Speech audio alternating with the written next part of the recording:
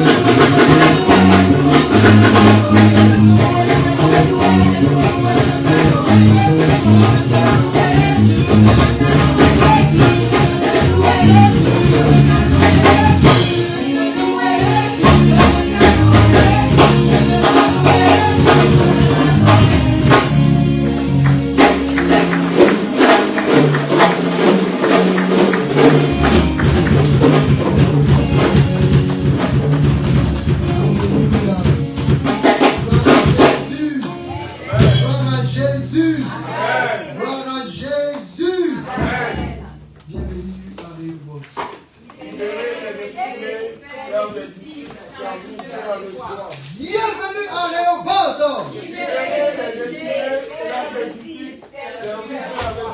Que le Dieu maître de toutes les destinées étende sa main de sur nous. Que le Dieu qui nous donne la joie nous accorde la couronne de joie. Que le Dieu qui nous libère et qui nous fait servir et surtout nous enseigne sa parole descende en ce lieu au nom de Jésus. Amen, amen, amen. Nous allons courir sur notre première session qui est la session concernant l'école des dons spirituels. Et ensuite, nous allons passer rapidement à notre deuxième session. Merci à la première prise pour ce moment de louange et d'adoration. Tu peux t'asseoir, tu peux saluer ton frère. S'il y a quelqu'un que tu n'as pas encore vu, salue-le. C'est la deuxième partie de notre conférence que nous ferons toutes les allocutions pour saluer tous les hommes de Dieu, les serviteurs de Dieu. Donc, tous les serviteurs de Dieu, tous les hommes de Dieu qui sont présents déjà, j'anticipe en vous disant bienvenue à Réhoboth et nous allons de manière officielle vous célébrer pour l'onction, la grâce et pour les dons que vous êtes pour l'Église au nom de Jésus. Amen.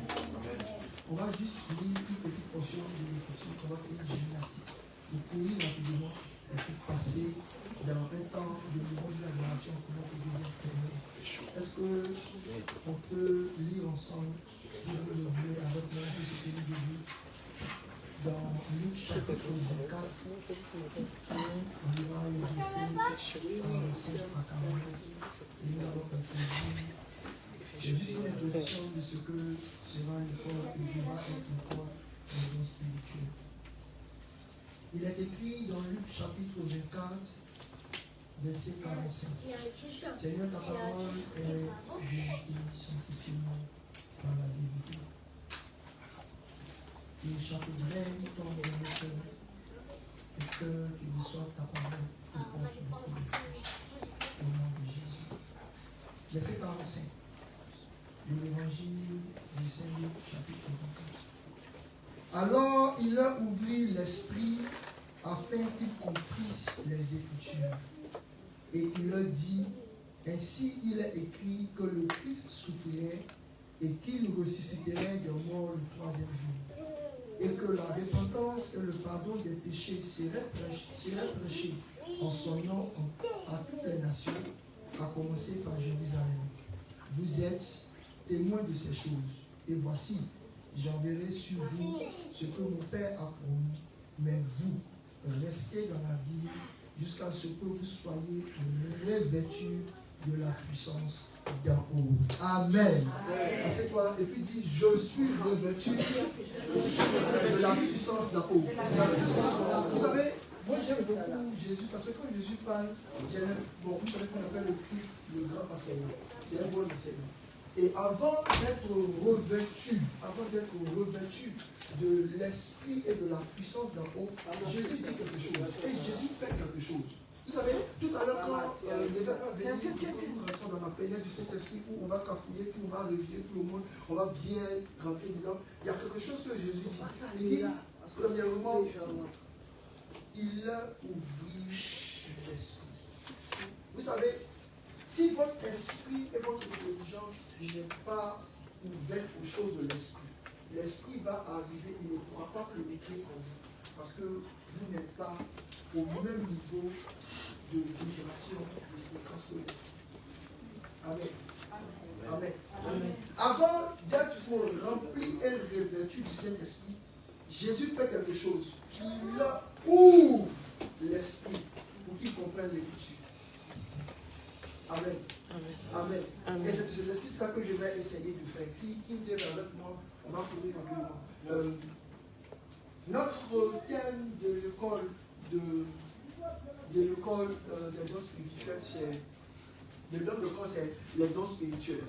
Et avant de courir dans beaucoup de choses, je vais jeter quelques bases comme ça pour vous aider à ouvrir votre esprit et votre intelligence.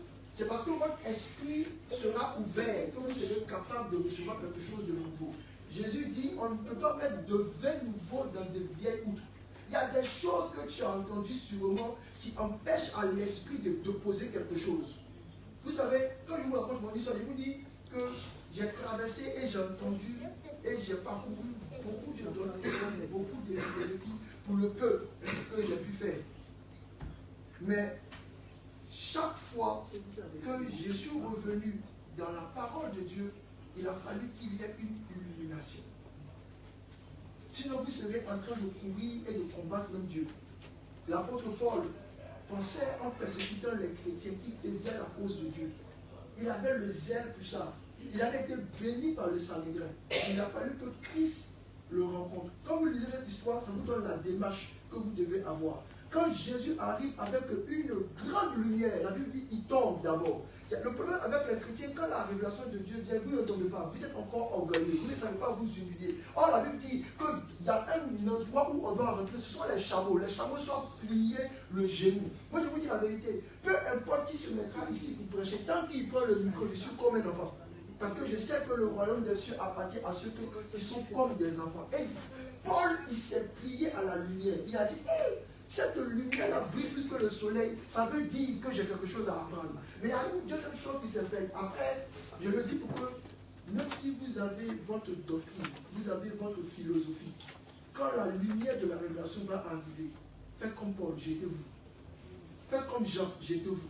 Jean a vu un ange, il a commencé à se jeter. Il dit non, c'est pas encore Dieu, hein. C'est pas encore Jésus, c'est juste l'ange qui ressemble à Jésus. Il dit, ah bon, oui. Parce qu'il s'est conseillé. Il y a des choses pour lesquelles, quand vous allez vous renseigner pour cette chose, Dieu va ouvrir encore d'autres portes. Quand on était en train de prier tout à l'heure avec le pasteur Alexandre, le Seigneur m'a montré comme, bon, c'est une image un peu très loin, vous savez, j'ai vu comme une eau qui descendait, mais qui descendait comme dans une grotte, avec une eau en feu. Et puis je me suis dit, mais Seigneur, comment c'est mon thème? Mon thème là, donc je suis pour capter. Quand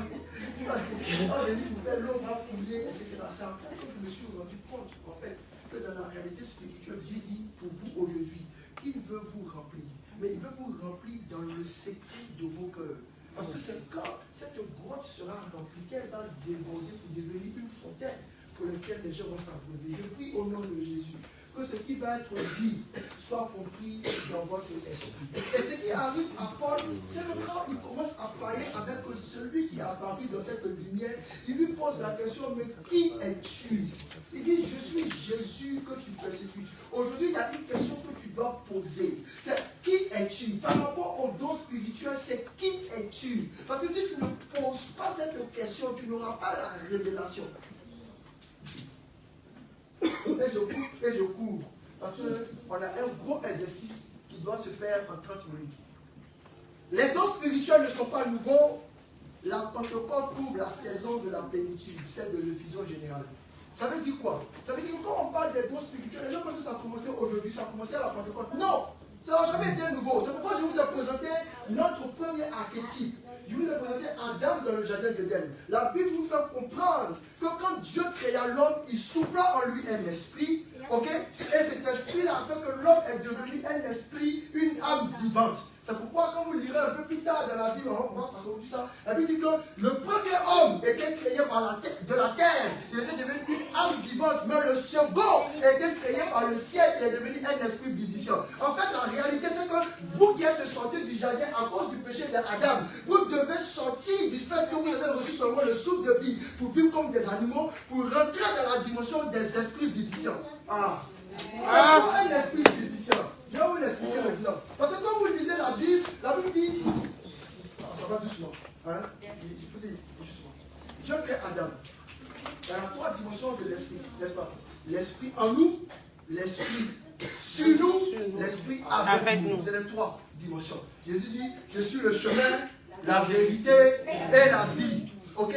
Donc, quand on dit l'esprit en nous, on dit, je suis la vie. Quand on dit l'esprit sur nous, on dit je suis la vérité. Quand on dit l'esprit avec nous, on dit je suis le chemin. Ça va aller. Parce qu'en réalité, quand Adam marchait par l'esprit. C'est pourquoi vous pouvez dire, nous ne marchons plus selon les œuvres de la chair, mais nous marchons par l'esprit. Parce que nous marchons là où les pas de Christ ont marché. Tout le temps où Adam a marché sur les chemins du Saint-Esprit, Adam n'a pas mangé à l'arbre du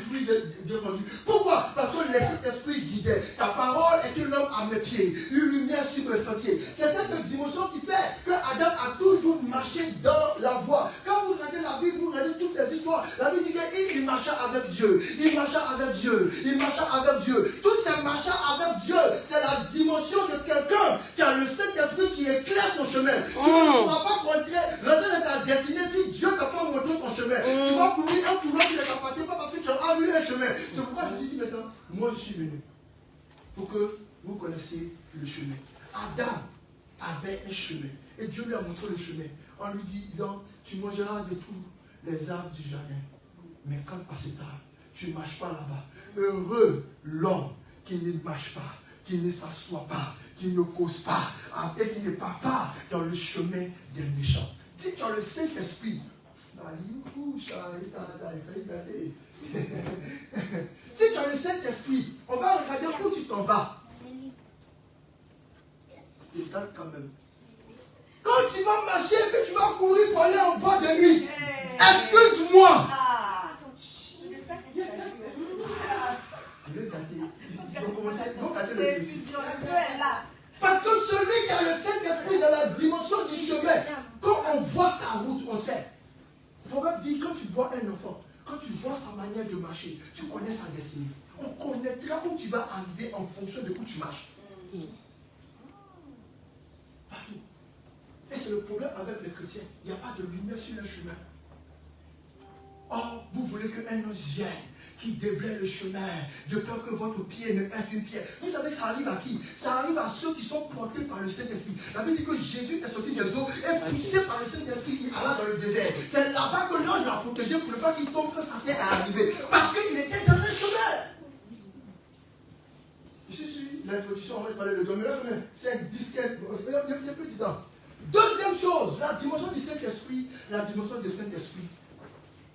Ok. Deuxième chose, la dimension du Saint-Esprit, sur nous.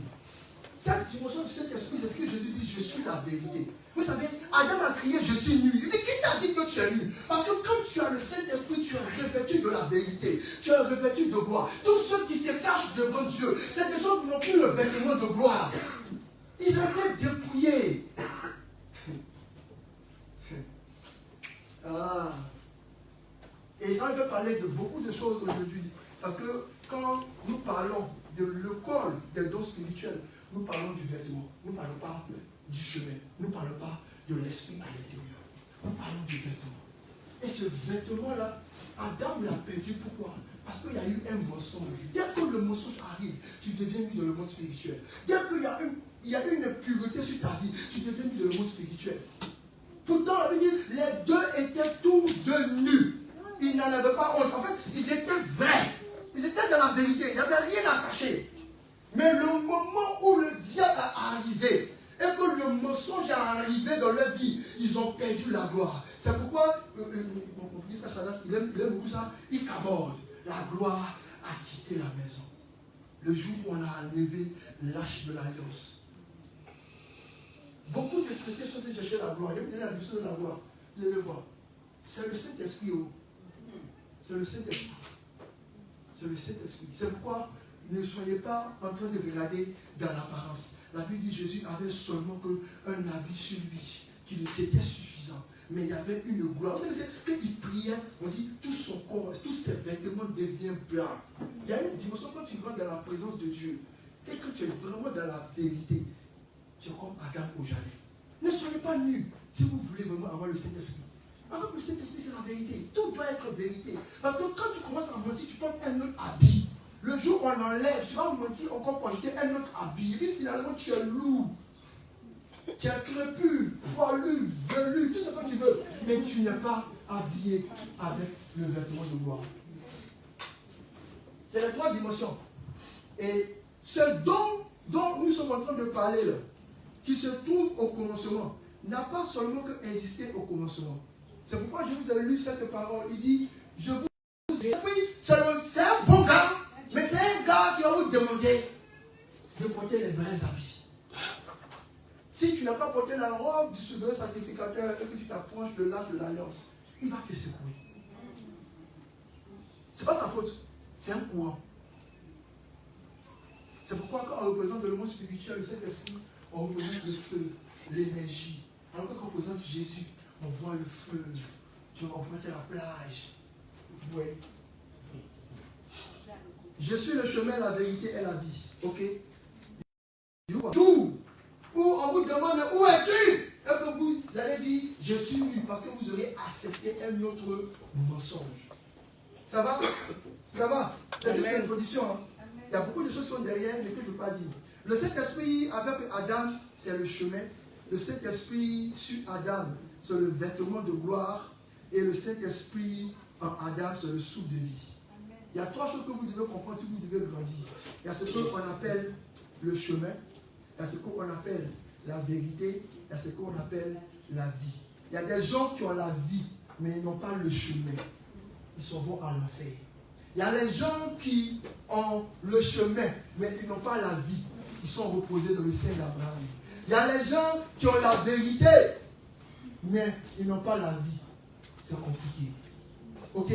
Maintenant, c'est quoi le chemin? C'est très important de connaître le chemin parce que le chemin, c'est la volonté de Dieu. Quand les chrétiens disent ah, je veux la volonté de Dieu, je veux la volonté de Dieu, je veux la volonté de Dieu, tu te dis que tu as besoin du Saint-Esprit pour te dire où est-ce que tu vas aller. Et moi, je vous dis, il faut pas dire des gens qui croient qu'on peut interroger le Saint-Esprit pour tout. Et c'est vrai. Ok? Maintenant, ce chemin-là, ça veut dire quoi? Ce chemin, ça veut dire, si vous posez la question, est-ce que vous connaissez le chemin que vous devez emprunter? Je ne suis pas tout sûr que vous allez vous-même. Vous savez pourquoi? Parce que même ce qu'on appelle le chemin, c'est trois choses. Un, c'est votre appel. Est-ce que tu connais ton appel? L'appel, c'est ton mandat et ta mission. Deux, ce qu'on appelle le chemin, c'est la destinée. La Bible dit que, c'est pourquoi David a pleuré, Seigneur, est-ce que ma destinée est cachée devant toi? Parce que Dieu a offert de ton âme une certaine destinée que tu ne connais pas. Tous ceux qui ont reçu ont connu la destinée. Donc, si tu veux parler de je connais le chemin, ça veut dire que toi, tu as reçu ton appel, tu sais exactement les attributs de ton appel. Deux, tu as reçu ta destinée, la révélation de ta destinée. Il parle à Jérémie. Il dit avant que tu ne sois créé, avant que tu ne sois fondé dans le sein de ta mère, je t'avais déjà connu, je t'avais déjà établi. Pourquoi? C'est la destinée. Et la troisième des choses que tu dois connaître dans le chemin, ce sont les prophéties qui sont attachées à toi. On est tous en train de marcher. Il y a une prophétie sur ma vie. Je ne peux pas échouer. Pourquoi? Parce que tu es dans ce qui est écrit pour toi. Chaque fois que tu échoues, c'est parce que la prophétie qu'on a dit sur toi, tu n'es pas vérité là-dedans. Donc quand on dit Jésus est le chemin, c'est mon appel, c'est ma destinée et c'est la prophétie. Moi, j'ai demandé à ma maman, qu'est-ce qu'on t'a dit de moi? Qu'est-ce que tu as vu de moi? Elle s'est souvenue, elle a ramené toutes les paroles. Et j'ai déposé dans mon cahier. Parce que si vous ne le savez pas, vos mamans sont vos premiers prophètes. Bon, vos parents même. Mais la mère, quand on le regarde à l'image de Rebecca, elle avait des jumeaux dans son sein.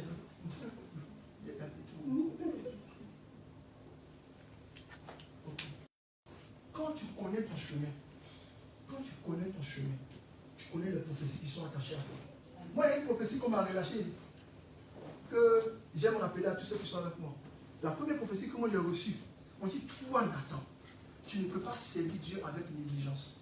J'étais fâché parce que c'est pas comme ça, c'est pas joli comme ça. La vraie version dit, maudit soit celui qui fait avec négligence l'œuvre de l'Éternel. Souvent je dis non, non, tu es trop dans la prophétie. Il y a une malédiction derrière que je ne veux pas prendre. Maintenant, vous pouvez prendre.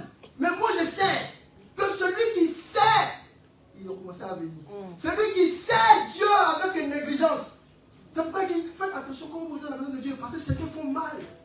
Paul dit, il y a dit quand vous prenez la Sainte-Seine, c'est pour ça que vous êtes malade. Parce qu'on ne peut pas faire les choses. Et chacun de vous, je vous promets, si aujourd'hui on devait juste prier, je pourrais vous dire exactement chacun de vous la prophétie que Paul vit. Et vous avez besoin de ça si vous voulez rentrer dans la dimension du chemin. Donc, le chemin de la volonté divine, c'est de connaître ta volonté. Il faut connaître ton appel. Ton appel, c'est ton mandat et ta mission. Il faut connaître ta destinée. La destinée, c'est l'ensemble de tes connexions et de tes talents. Donc, les amis même que tu as là, si ce n'est pas des amis de destinée, tu vas te perdre.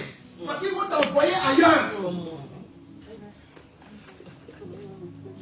C'est pourquoi ce n'est pas un hasard que vos parents vous ont accouché. Parce que Dieu les a mis là. Qu'ils soient bons, qu'ils soient mauvais, qu'ils soient riches, qu'ils soient pauvres. Il y a quelque chose en eux pour façonner et créer. La Bible dit que les enfants sont comme des flèches que les parents tirent vers leur destinée. Je vous dis la vérité. Quand on parle de la destinée, on parle de vos talents. Dieu dit que personne n'est venu sur la terre ici sans qu'il ait reçu un talent. Ils sont reçus les dons. C'est l'introduction. Hein. Quand on va arriver vers 12 là-bas, maintenant il y a reçu les dons. Mais j'ai besoin de dire ça là. Parce que s'il y a des passes à laquelle il parlait des dons, ils me vont bizarre. Parce qu'il y a des choses que vous avez entendues. Pour laquelle on va prendre juste un petit bit vert et puis on va faire comme ça juste dessus. Ça va faire mal pour certains, mais ce n'est pas grave.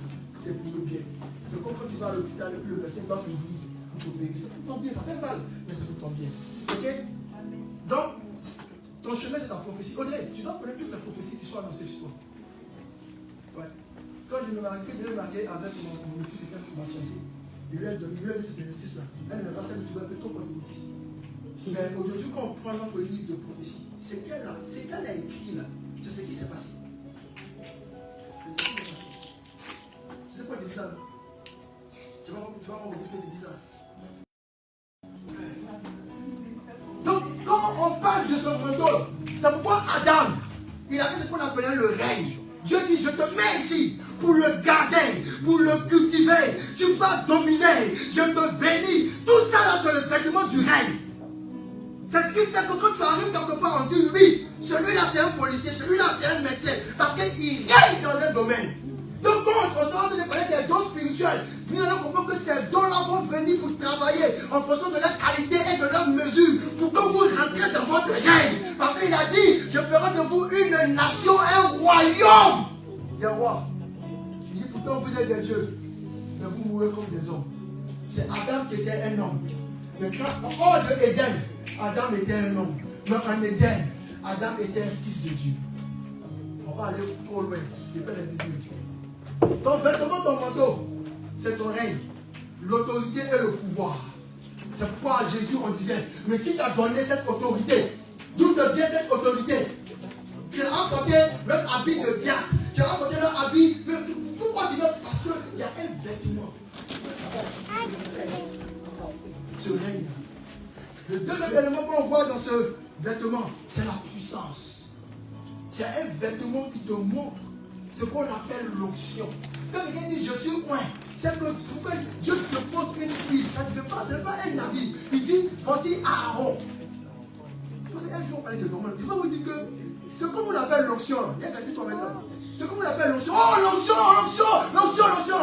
On appelle ça le mouvement de l'esprit. C'est pas l'onction. Mais comme c'est long de dire le mouvement de l'esprit, c'est il y a la machine. Donc on a fait le résumé. Vous dites, oh l'onction ici, l'onction ici. L'onction est un vêtement élitique. C'est pour les élites. C'est pour des gens que Dieu a choisis. Et cette onction est prise. C'est ce qui a fait crier Élisée pour dire, hey, on est beaucoup derrière. Moi je veux ton manteau là, c'est ça que je veux. Où est moi? Où est moi? Soutiens-moi. Papa, où est moi? Parce que c'est quelque chose que tu dois rechercher. Et quand on parle de ce vêtement, c'est l'onction. C'est pourquoi vous allez voir que beaucoup de gens vont avoir la dimension du règne. Ils n'ont pas la dimension de la puissance. C'est ça qui fait qu'on touche à la robe de Jésus et on est guéri. C'est ça qui fait qu'un homme de Dieu te prend en accolade et ton problème disparaît. Ce n'est pas lui, c'est le revêtement. Il a habillé des vêtements sacerdotaux qui portent une puissance. C'est ce qui a fait que la Bible dit que Paul avait son mouchoir. Il essuyait sa sueur. On a envoyé ça dans les villes et les gens étaient guéris. C'est pas sa sueur, c'est pas le mouchoir. C'est le fait que le mouchoir a touché spirituellement à son manteau de puissance. La troisième chose que vous devez comprendre en parlant du manteau, c'est ce qu'on appelle la gloire. Bien aimé, ça vous fait mal, mais c'est la vérité. Quand tu es dans la gloire, tu as deux attributs. Tu as ce qu'on appelle la beauté, tu as ce qu'on appelle la richesse. Oh moi là, le Seigneur m'a revêtu de gloire. Dis tu es bon, excuse-moi, tu mens. C'est pourquoi la Bible dit que Jésus n'avait rien pour attirer le regard, mais quand on le regarde, ça attire quand même les foules. Parce que la beauté, c'est pourquoi Esther. Mais moi, je dis mon secret. Le jour où j'ai découvert que le manteau avait toutes ses couleurs, j'ai compris que je devais avoir le manteau de Joseph. Parce que ce manteau de Joseph, il y a une strate de beauté. Il était tellement beau qu'il y a une femme qui était mariée à un ministre. Elle dit je. Le gars est beau. Il y a une beauté chez lui. Une strate. Deux, il est riche. Il est arrivé comme esclave. Mais la Bible dit tout ce que Samuel trouve à faire, même s'il vend Kako, il vend Nemokuji, tout ce qu'il vend, même s'il vend pins, même s'il vend mouchoir, ça marche. Moi, je connais des églises où on vend huile, 30 millilitres. Puis les gens sont payés pour payer. Moi, si il dit on va vendre la prise, il ne va pas payer même. Vous savez pourquoi? Parce qu'il faut avoir un manteau pour cela. Un manteau qui porte ce que voilà. Ce qui est le liste, ce sont les évangiles. Le manteau, c'est le règne, la puissance et la gloire. Si tu manques de puissance quelque part, ton manteau n'est pas complet. Il était déchiré par tes frères sûrement. Il était verrouillé quelque part. Il était sali quelque part. Je ne sais pas ce qui arrive. Mais si tu veux vraiment avoir le manteau, il faut que tu te souviennes. À toi le règne, à toi la puissance, à toi la gloire. Et quand on parle de la vérité aussi à toi qui t'es. Il dit toi comme ça. C'est l'école maternelle de ce que Dieu m'a dit. Sinon, là, on peut aller plus loin. La vérité, c'est quoi? La vérité, c'est la révélation de Christ. C'est pourquoi il y a beaucoup de gens qui sont à l'église, mais qui n'ont pas encore la révélation de Christ. Moi, je connais des pasteurs qui m'ont dit, mais Mimba, c'est bizarre. Il dit non. On n'est plus dans une affaire de technique 1. Les 7 principes pour ne plus vivre dans la débauche. Quand tu as vu Jésus, tu ne peux pas rentrer dedans. Tu sais pourquoi? Parce que ce que tu as vu, moi le Seigneur m'a fait la grâce. Ah, il était un gars bizarre. J'étais là comme ça, j'ai commencé à chercher Jésus, jeûnant, priant. Et puis un jour il a parlé, il m'a pris dans ses bras.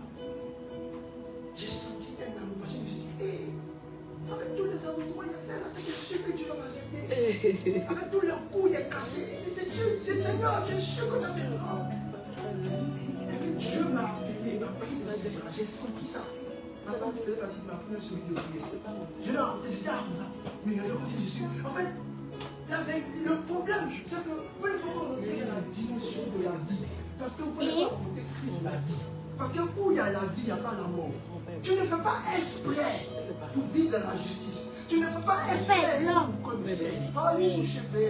Tu ne fais pas exprès. C'est le décret de révélation. C'est pourquoi la Bible déclare qu'à nous tous, qui le découvrons, on le regarde comme dans un miroir. Et on est transformé. Je peux te donner tous les secrets que j'ai utilisés. Mais ça ne va pas te sauver tant que tu n'as pas la révélation de Christ. Au commencement était la parole. Et la parole était avec Dieu. La deuxième chose qu'on parle de la vie, à part la parole qui représente la révélation, c'est ce qu'on appelle la lumière. Bien aimé, la lumière ne vient d'autre part que de l'évangile. Je suis un spécialiste, on m'appelait le bibliothécaire.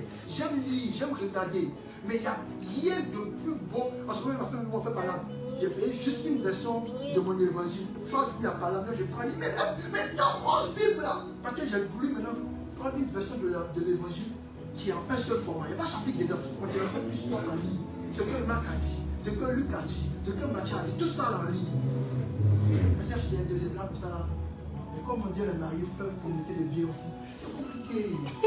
Mais si vous voulez entrer dans la vie, c'est la lumière. La lumière ne sort nulle part que de la parole de Dieu. La lumière. C'est pourquoi tout à l'heure je vous ai dit que Jésus, avant de lui dire, je vais envoyer le Saint-Esprit sur vous, il leur a parlé, il leur a expliqué l'évangile et il a ouvert l'esprit. Ce n'est pas dans la cabale, ce n'est pas dans tout ce que vous pouvez imaginer, ce n'est pas dans le livre des sorciers, ce n'est pas dans le Talmud, non, c'est dans l'évangile. L'évangile est suffisant pour vous éclairer. Il faut seulement que vous vous laissez lire par l'évangile. Vous allez voir comment la lumière va s'ouvrir. La vie, c'est la sainteté. Les chrétiens n'aiment pas ça, mais je vous dis la vérité. Moi, je crois en Jésus. Ma version de Bible que j'ai achetée quand je me suis converti, c'est la version de la Bible où les paroles de Jésus sont écrites en rouge. Si tu veux, soit archibishop, soit je ne sais pas quoi, soit l'ange de l'Éternel, il n'y a pas de problème. C'est ce que Jésus a dit. Si tu es d'accord avec moi que Jésus a dit ça, il ne va pas discuter avec ça. Il y a un ami qui est venu chez moi quand j'étais en Inde. Il m'a dit non, lui il a fait un rêve, et quand je lui ai parlé, que la réincarnation. Il dit, vas-y, attends. Il fait ma vie, il dit, regarde. Donc, ça, il y a hésité. Jésus, on lui a approché, les Sadduciens, les pharisiens et les voilà. Il y a un groupe qui dit après la mort, il n'y a plus rien. Il y a un autre qui dit non, après la mort, on rejette. Et puis il y a un autre qui dit non, après la mort, c'est la vie éternelle. Je dis, vous avez menti. Il n'y a pas la réincarnation. Tu ne vas pas revenir en cheval, en bœuf. Non, il n'y a pas la réincarnation. Il est donné à l'homme de vivre une seule fois. Après quoi vient le jugement. Et puis le jugement, c'est pour vous, ce n'est pas pour nous. Parce que nous, on est passé de la vie à la mort. Il y a plus de jugement pour nous. Nous, on arrive là, c'est ce qu'on appelle la porte de feu. Où à cause de ce que j'ai prié pour chacun de vous, à cause de ce que j'ai jeûné pour chacun de vous, Dieu m'a dit, bon et fidèle serviteur, viens prendre encore la terre. Je donne la terre, je donne Jupiter, je donne Mars. Tu vas régner. Je vais vous faire quelque chose. Que l'heure est venue. Parce que vous savez que quand on va revenir, il y a des gens qui vont habiter sur la terre, dans le millénium. Et Christ va venir avec ceux qu'il a choisis. Donc, pasteur Nathan. Amen. Vous venez comme ça sur la terre. Avec mon vêtement de gloire. Dieu il sent que c'est pas mon nez de parti. Parce que, hey! Les amis, c'est ce que vous devez comprendre. La sainteté, c'est le critère de la vie. La preuve, si tu prends un poisson, tu vas mourir. Hey, tu manges un aliment pourri, tu vas avoir mal au ventre. Mais pourquoi maintenant tu acceptes le péché dans ta vie et puis tu veux vivre? Tu ne peux pas, la sainteté, c'est la nature de la vie. La vie est appelée pour la sainteté. C'est Jésus qui dit soyez saints. Ce n'est pas quelqu'un d'autre. Ce n'est pas parce que ce n'est pas l'apôtre Paul, ce n'est pas Pierre. Jésus appelle ses disciples, il dit les amis, il vous dire quelque chose. Soyez saints. Il n'a pas dit soyez sanctifiés. Parce que vous connaissez le groupe des gens qui plaignent, qui disent le sang. Non. C'est pas fait de le sang. On dit soyez saints. C'est pas fait de le sang, c'est fait de saint. Et il y a des gens qui confondent la sainteté et la pureté. La pureté est extérieure. Mais la sainteté vient de Christ assis par Dieu. David, c'est maintenant que je commence la prédication. Tu es avec moi? Pour moi maintenant.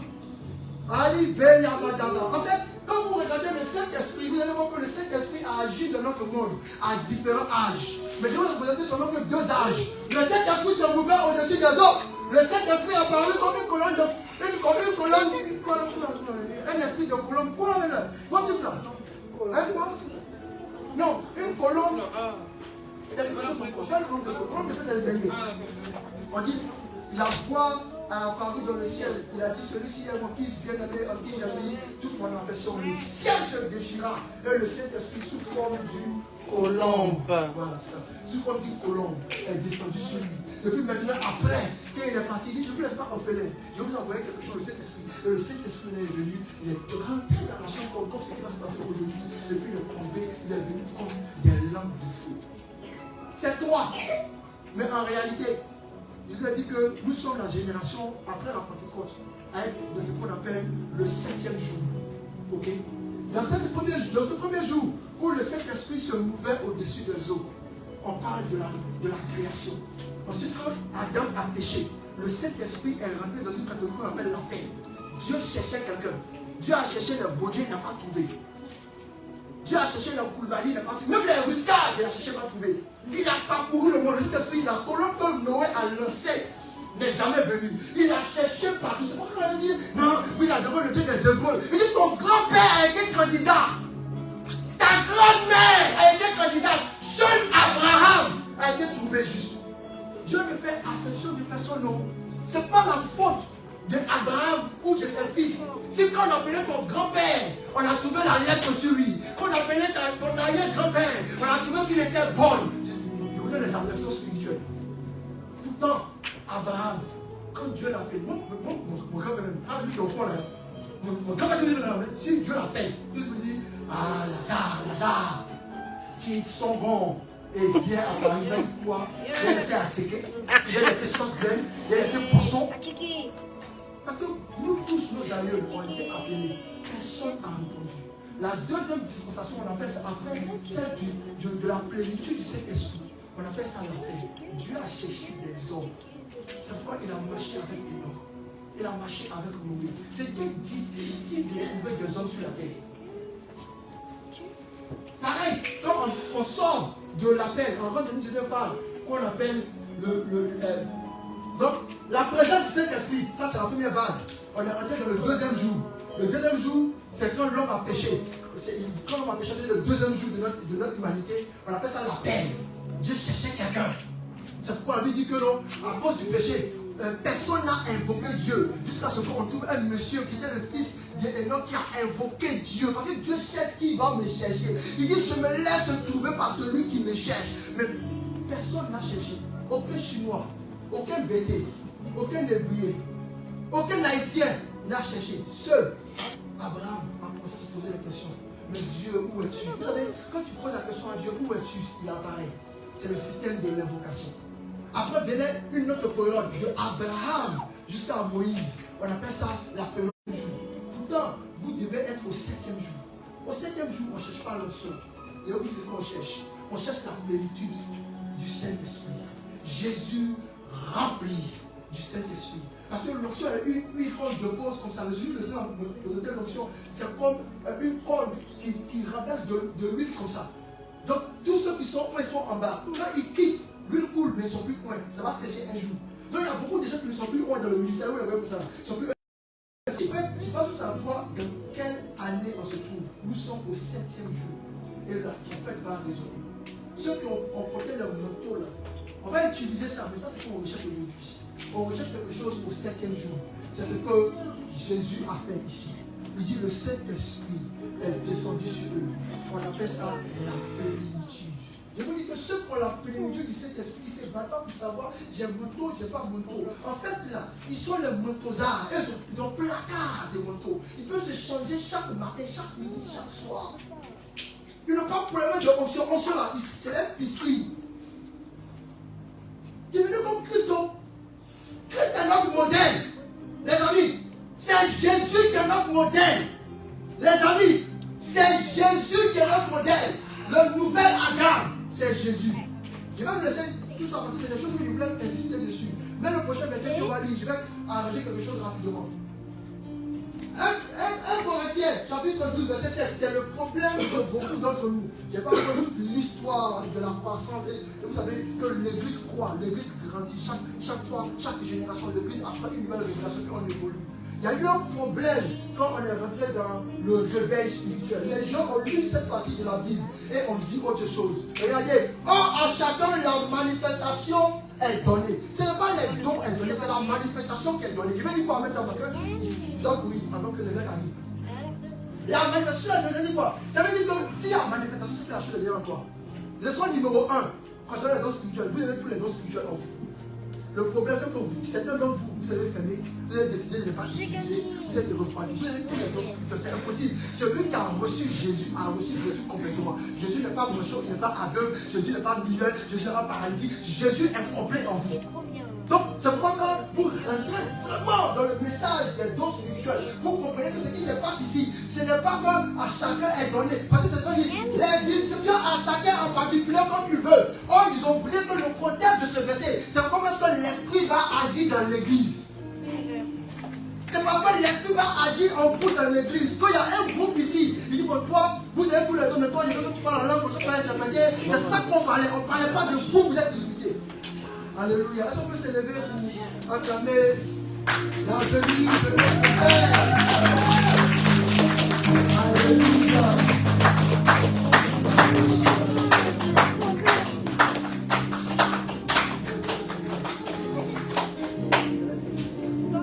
Et là, les amis, on va passer à la deuxième session. Je vais vous dire trois vérités et puis je m'arrête. Asseyez-vous s'il vous plaît, pour la présence de Dieu. Vérité numéro 1, vous avez tous les dons spirituels. C'est impossible. C'est impossible que vous n'ayez. En tout cas, si vous avez reçu Jésus, vous avez reçu le Saint-Esprit est complet en vous. Votre problème, c'est que d'autres dons, il a donné des talents à des gens dont on a décidé de ne pas utiliser. Il y a un groupe de chrétiens. Moi, j'ai dit un jour à mes amis, il dit, tous les chrétiens qui ne parlent pas en langue, c'est parce qu'ils n'ont pas le temps de parler en langue. Ils ont décidé de ne pas parler. Moi, j'ai pris des enfants quand on vient prendre le lait, on dit, bébé, tu veux boire, bébé, je veux boire. Non, non, non. Si tu veux attendre toujours quand le Saint-Esprit se manifeste là, on dit qu'il fait ça comme en oscorie. D'ailleurs, quand tu parles en langue, si tu veux attendre que le Saint-Esprit te fait ça là. Ça fait 7 ans avant qu'il arrive. Parce qu'il y a des jours là, il va dire non, il n'y a pas de mieux. Il y a ces dons. Parce que ces dons sont déjà en vous. Et chacun le travaille. Chacun le fait croître. C'est bon? Le volume est bon. Amen. Maintenant, David, il faut que je m'arrête. Je vais vous parler de comment est-ce que Jésus a manifesté tous les dons spirituels. Avec des exemples clairs. Vous expliquer c'était quoi un don. Mais on va s'arrêter parce que maintenant on va revenir l'eau. Tu peux aller sur une image où il y a un manteau. Et puis, je vais m'arrêter là. Voilà. Mais c'est facile. Non, c'est un peu encore. Voilà. Regardez, et puis après, s'il vous plaît, vous pouvez oublier. Je vous ai dit que le manteau, c'est deux choses. Le manteau, c'est un vêtement où dans la poche droite, il y a les dons spirituels. Et où dans la poche gauche, il y a les armes spirituelles. C'est ce que c'est quand de votre manteau. Ça va? Donc ça veut dire que quand on regarde comme ça, il y a des poches pour certaines personnes où c'est plein. Puis il y a d'autres là, la poche là est vide. Il faut qu'on vous impacte pour remplir. Mais il y a des poches qui sont comme des vases percés. Quand on va mettre, on va sortir, tout va baisser encore. C'est pourquoi je vous parlais de vraiment avoir cette notion. Dans la poche droite, c'est là-bas que vous avez toutes les amies. Donc il n'y a pas quelqu'un. En fait, normalement, nous on prie avec vous en association. Sinon, toi-même tu n'as pas prié là. Donc vous êtes nus. Et ce manteau-là, à l'intérieur aussi se trouve dans la poche supérieure, ce que j'ai appelé les lotions Meshiach. La Bible dit que Christ a reçu une lotion suprême. Il était roi, il était prophète, il était prêtre et il était prince. Ou bien si vous voulez, il était roi, il était prophète et il était pasteur. Si tu as vraiment reçu l'onction de Christ, tu vas entrer dans cette dimension. C'est pourquoi quand Jean arrive au ciel, il voit un être aux quatre faces. Il voit la face d'un homme. Mais quand il regarde après, il voit la face d'un aigle, la face d'un veau et la face d'un lion. La face du lion, c'est la face du roi que tu as. C'est pourquoi quand tu as des problèmes, tu dois décréter. Tu dois décréter. Tu dois rugir. La Bible dit que quand Dieu parle, tout fait silence. Jésus s'est levé un matin et dit hey! Tais-toi, tempête! La tempête, c'est tu. Un homme parle à la tempête. Est-ce que vous avez vu tempête? Vous-même qui faites la place sur le niveau, ça finit où? Mais ça finit pas. Mais lui, il a dit tais-toi. Parce qu'il a activé sa face. Le problème avec vous, c'est qu'il a activé sa face. La deuxième chose, c'est que Christ était complètement prophète. Vous lui racontez dans tout ce que vous pouvez voir. C'est pourquoi il vous dit notre modèle de foi, c'est Jésus. Si vous rentrez dans la vie de Christ, vous allez recevoir le manteau de grâce. Frère, parce que venir, on va rentrer pour méditer ces paroles.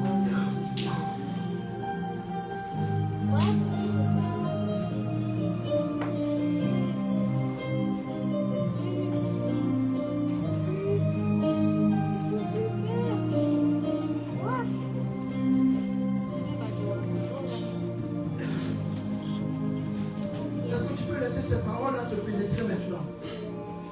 Parce que comme nous l'avons lu, nous avons dit, après leur avoir ouvert l'intelligence, il leur a dit maintenant que l'esprit va descendre sur eux. Ce moment est donné pour que tu demandes à Dieu d'ouvrir ton intelligence.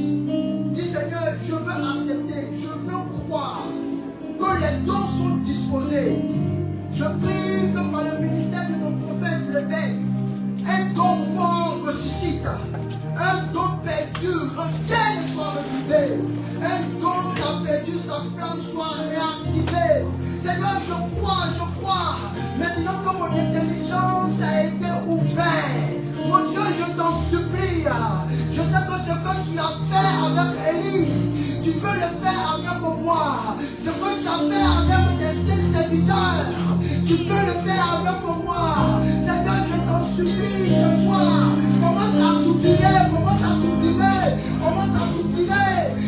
un don que peut-être tu peux aspirer. L'apôtre Paul pouvait dire, aspirez au don de prophétie. Je vais vous dire aujourd'hui, aspirez au don de connaissance, aspirez au don de révélation, aspirez au don de langue. Il y a un don dont tu as besoin qui va arrêter le problème.